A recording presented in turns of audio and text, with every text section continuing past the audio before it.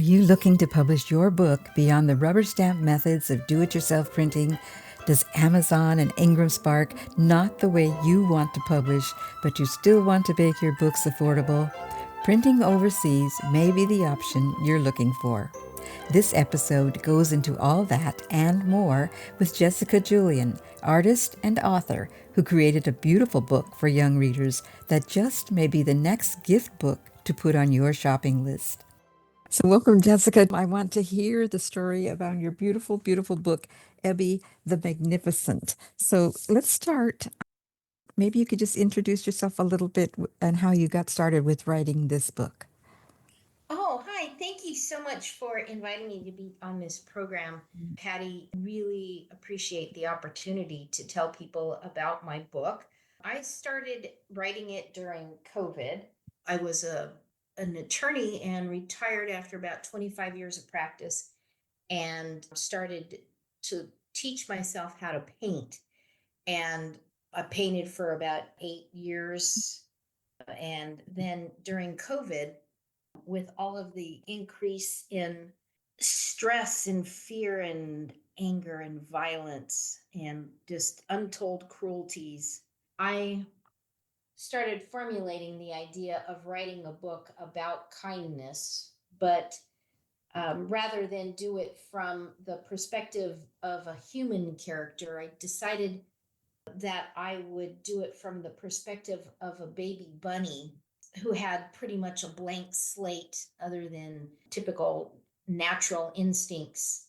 So I started to write a book that was able to incorporate a lot of the paintings that I had previously done.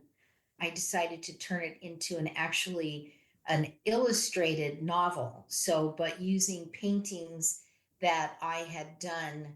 And that was kind of that was the trigger point, was finding the perfect heroine that would be serve as the main character for the book. And then I just followed her on her adventures. So, when you wrote the book, because I'm just fascinated with the adventures that Evie has and the friends she meets and the dangers she gets into and out of. But how did you have this all plotted out, or was it just kind of like what they call seat of the pants writing? Well, Patty, I have to make a huge confession. I am not a planner. I am not a rules follower. I never have been. And so this was nothing. Well, this that's not completely true. It For the vast majority of the book, it I did not have a specific plan or plot line. All I knew was I wanted the Ebby, who was a baby bunny, I wanted her to meet a vast array of different characters, some that might seem normal for a baby bunny to meet, but a lot of them that would be typically seen as antagonistic. So, in addition to the bunny meeting a chipmunk, she also meets a fox, and she meets a dragon, and she meets a lot of human beings along the way. And so what had happened was, at the beginning of COVID, when I was forced indoors, as most people were, I started painting things that were around me. And one of the things that I found was this baby bunny. I decided to hone my painting skills. That baby bunny eventually became Ebby. And at the same time that I was working on Ebby, I was also working on a series of paintings that were a combination of about 6 different images from Croatia, where my husband is from, and the Pacific Northwest. What I did was I ended up using one of those paintings as the plot line for my book. So it's like on page 42 of my book, there is a painting that shows a series of different scenes. And what I did was I dropped my bunny into the middle of this painting and I said, go on an adventure. So that painting became the plot of my book. I did the painting long before I even had a concept of writing a book. So it was just kind of winging it. I did the painting first, and then that became the plot. So that's so brand new. I mean, it's like I haven't heard that before. I mean, that's kind of fun, and it kind of fits into the whole thing of Ebby finding his adventures. Because when he starts out from his little, little narrow um, environment, just being a hole in the ground and some grass and some flowers that he eats, and then he goes to this big worldwide journey. And so that's kind of just like you say, like he was dropped into the middle of an adventure and then explored outwards. So that was very cool. How long did the book actually take you? You said first you did the paintings and then the book together. Well, so many of the paintings I had done in even like 1 or 2 years before. But once I started writing the book, then I had to start making paintings that would fit in with the book because obviously there aren't dragons that are readily available here in Vancouver, Washington. So I would say between writing and illustrating, where I was painting new images to fit what was going on in the story, to having it professionally edited by two different editors, and then having it designed by a professional designer. And that the designer is the person who does the layout and kind of picks the font and decides where the images should be placed in the book, and then finding an actual a press a printer who would print the book. All of that from the beginning of me writing the first chapter to it being having an actual physical hard copy put into my excited hands was about 2.5 years. Yeah. So I want to explain since to our listeners, since they can't see your book, you call it as a picture book, but it's actually there's let's say there's like 250 plus pages. So it's not like a picture book for like like a little kid sees three words on the page, but it's a full adventure, I would think, for middle grade readers, and it would be an awesome book for a parent to read to their child because it's so full of adventure, but so full of wisdom that I think, and put in such a way that a child could understand, I think, at almost any age. Yeah, I actually I'm not a writer by trade and did not know much about the lingo, and I think that's really important because it's not what most people would consider a picture book. I instead prefer to call it an illustrated novel. It's not a graphic novel either, so it makes it's kind of it's just me being me, creating something, creating a book that doesn't fit neatly into any niche. It doesn't have, for example, I didn't follow the classic, the 7 or 8 storylines that everybody talks about. There is no violence or cruelty in my book. Ebby doesn't have to overcome some tragedy in order to become a heroic figure. She doesn't have to overcome the death of her mother or her family or the fact that the world is about to come to an end. And so it doesn't fit neatly into most genres. And I think a lot of what writers are doing now is kind of defying those little niche genres that have been around in Western culture, at least. And that's why now there's just, you go into a bookstore and there's 2,000 different genres. Well, mine, if I was to describe it, I would call it an all ages illustrated novel fantasy adventure. I mean, I don't even know exactly what to call it, but it's just a book. It's just a book that I wrote to make people feel happy. I think it really, really did that. And like when you say for all ages, I have to admit that I enjoyed it so much. And it's the kind of book that I would read over and over. And there's so much, I mean, I was like taking notes because there would be little sentences that kind of epitomized life being good. Ebby's mother kept telling him, be kind and be good. And I think that if I got that right, but I think that's kind of what the whole message is, be kind and be good, really comes through, but it doesn't come through in a the smothery way. You know what I mean? It comes through as like real people being themselves, but being kind and good. And it's like, yeah, we need so much more of this. So talk a little bit about your adventure in printing it, because the book is beautiful and it's not the kind of mass-produced book that people get from typical printers today. So it's more of an art, almost a what would you call, like a coffee table book for young adult, for anybody, but for young kids. And so tell us about that adventure of finding the right printer to fit the book that you imagined it to be. Well, so you're exactly right. I wanted this book to be of an heirloom quality. I wanted it to be a book that would be passed down for generations, and that, I mean, that sounds very egotistical, but I wanted to create a book that was absolutely beautiful. And so my paintings are not cartoonish. They're not dumbed down paintings that are computer generated. They're actually hand painted acrylic. Many of those super detailed ones are I painted on wood panels. Some of the bigger ones are painted on canvas, but they're all hand painted.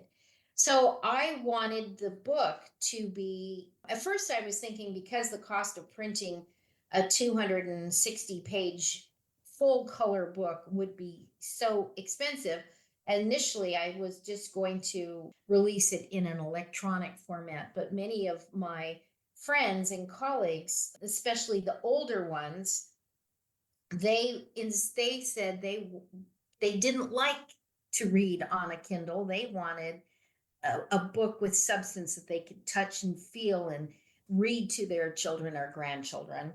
And so I started looking into having the book printed. I went to a printer in Portland, Oregon, who was referred to me by a former client who was a printer. And for copying, or for printing 1,000 copies of a hardback version, which is what I wanted to do, it would be more than $40 per book. So at $40 per book, just for the printing costs, it would be completely cost prohibitive. And I was, in retrospect, I'm so glad that the estimate came in so high, because it was, it helped me make my decision very quickly. And so I knew that that was not an option. And my husband and I, we spend half of our time in Croatia, which is where my husband was born and where the story takes place, which I call the Land of Stones.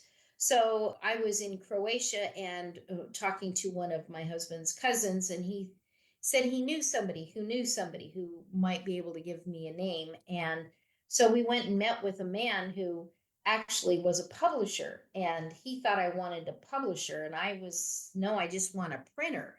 And he gave me the names of a couple of companies that had printed books that he had published. And one of them called me back, the other one didn't. And the one who did, it was a family owned company in Croatia called Denona, and they are in Zagreb, and it's a small family run, family owned business that employs about 150 people. And I went and met with them, and I swear I felt like they mistook my pen name as J.W. Julian, and I feel like they thought I was J.K. Rowling with the amount of attention and professionalism they greeted me with. They gave me a full tour of their printing facilities and showed me the vast array of books that they had published. In fact, they published the Marvel comic books, the graphic novels for Marvel in the UK. They are an incredibly high quality outfit. And so I got to pick the paperweight I wanted. I got to pick the sheen on the paper. The options were pretty much unlimited. I got to pick the color of the the fabric that is on the edge of the on the end of the book. And then we started, I got to pick the book itself, the cover, and I went with a padded cover, which is extraordinarily rare. I think the vast majority of books that you will find, there's probably less than half of 1% that have a padded cover. And those are mostly devotionals or Bibles or something of that nature. And I also got to have a purple ribbon for a place marker. And all of those things would not have been available if I had gone with the printer in Croatia, in Portland. And I also got to put a cover of a full color image of the map on the end pages. So the front and the back, when you open up the cover, you get to see the map of Ebbie's adventures. So it's an extraordinarily beautiful book and extraordinarily well put together. KXRW is supported by Morel Inc. Print and Marketing. Since 1993, Morel Inc. has offered high-quality, creative, and innovative solutions from their women-owned, union-staffed, state-of-the-art print shop. Find them at morelink.com. KXRW is supported by the Columbian, which provides coverage of environmental, transportation, and homelessness issues of vital interest to the region, and is made possible through its community-funded journalism project via the Local Media Foundation, available at columbian.com. Well, when you say that you wanted the book to be something that would be passed on from generation to generation, I think you've done that. I think you've pulled it off. Your book is, to me, it has kind of the essence of something new and different, exciting, and it's like how The Wizard of Oz, that's what comes to me, how The Wizard of Oz was presented in a time when other books like that weren't there. And so this book is like, yeah, I would get this and pass it on. You know, it's the kind of book that you would save and treasure because it is such a gift just to feel the book, just to hold the book. It's like it just feels like a present. You know what I mean? That's what I would say. It's like the kind of gift that you would give to a young person that you wanted them to treasure, not one of those that they just drop in their lap and by the time they get home from the bookstore, they finish the book. It's not that kind of a book. So I don't know where I'm going with that, but I do think you've accomplished a great deal with getting the book from concept to actually being something people could buy and purchase. So let's talk a little bit about your the way that you have promoted the book, the way you've gotten the book out there. I know you don't use Amazon, so let's talk a little bit about your thoughts on that. I think probably because they couldn't produce anything like you want to produce. Well, yes. First of all, thank you so much for all of your kind compliments, and I really do appreciate them. So there, in the world of book selling, the vast majority of books, the vast majority, like over 80%, it could be more than that, are sold on Amazon. And many of them, especially for self-published authors such as myself, in other words, I didn't have an agent and I didn't have a separate publisher. I created my own LLC and I am my own publisher, which gave me complete control over every single aspect of the book. But most people don't go that route. Most people, if they are going to self-publish a book, they use either Amazon or the other big press is Ingram Sparks. And what they do is they have a system called print on demand. So when you order a book from Amazon, chances are that it is what's called a print on demand book. So there are a number of printing companies throughout the United States. You say, I would like to get a copy of Cat in the Hat, and bingo, bango, bongo, you get automatically a copy printed and then shipped to you. Now, for it, that's actually feasible and doable for a purely print copy that's black and white, that doesn't have illustrations and certainly not color illustrations. It's also feasible and doable if it's a soft cover version.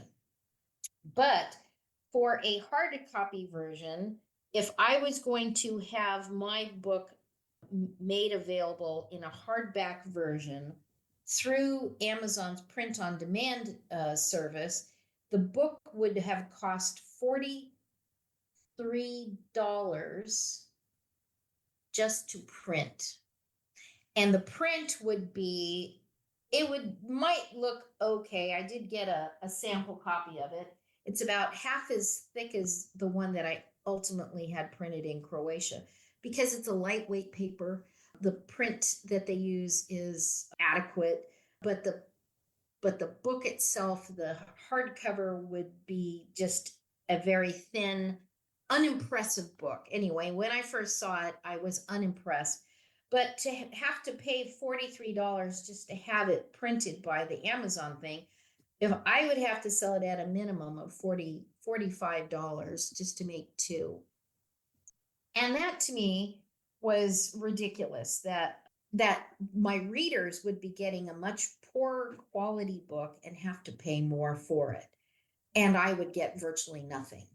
So I, again, thanks to that incredibly ridiculous cost of producing the book through Amazon, I decided that I wasn't going to sell it on Amazon other than the electronic version. So I do have an electronic version of my book that I sell for $2.99.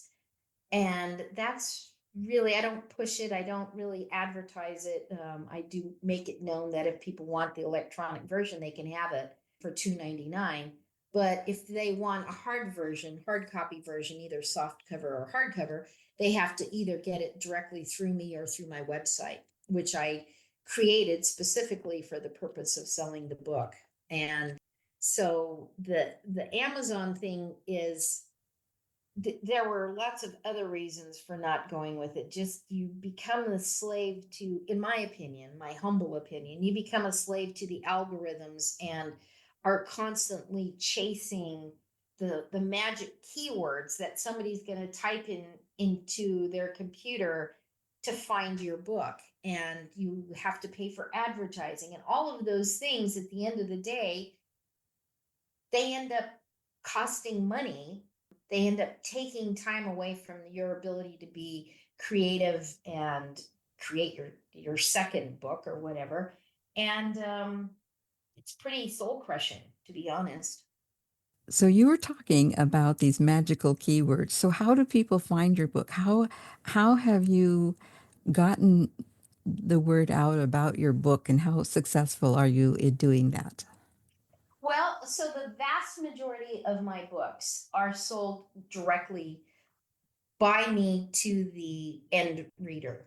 So I participate in book fairs like the amazing ones that you have put on, the Northwest Fun in the Sun. I've done a couple of those. And then because I will be, hopefully if you accept me, I'll be at the Northwest Book Fair that's coming up in July.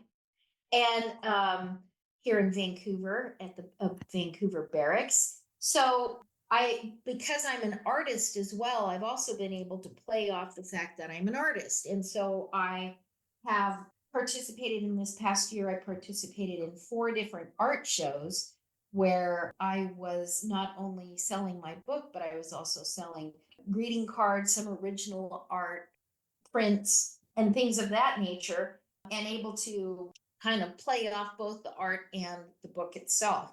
But then I had to join Facebook and I had to join Instagram, and I'm not really sure to the extent to which either of those are successful venues for getting new readers, but it has been a fabulous way for me to meet new people. And by doing that, I have been able to expand the number of people who meet me in person after we become acquainted through Facebook, and then they see the book. And almost everybody, once they actually put their hands on the book, it sells itself. The book sells itself.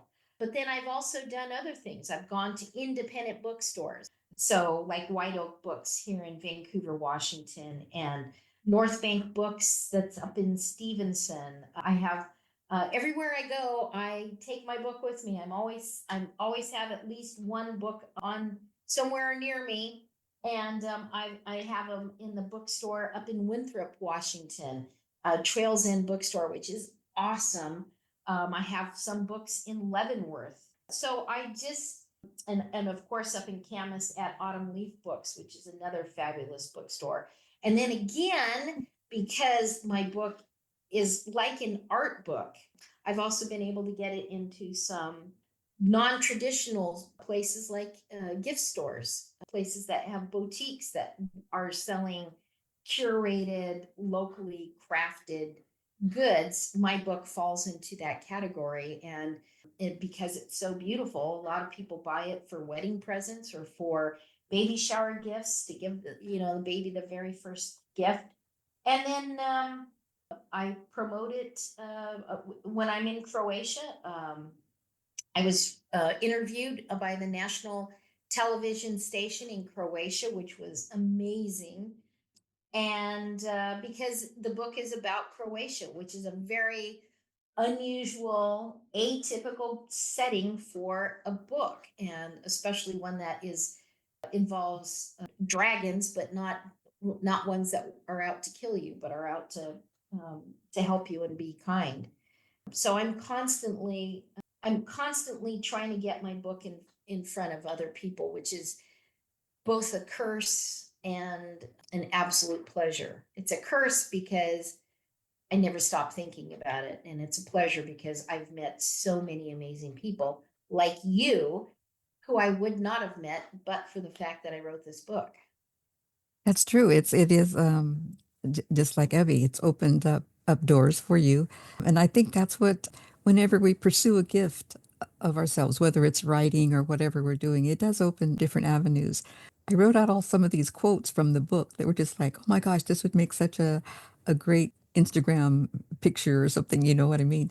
And then I left it away. But there were just so many little jewels of thought that are there's nothing original under the sun, but they're expressed in an original way that kind of hits your heart, I think.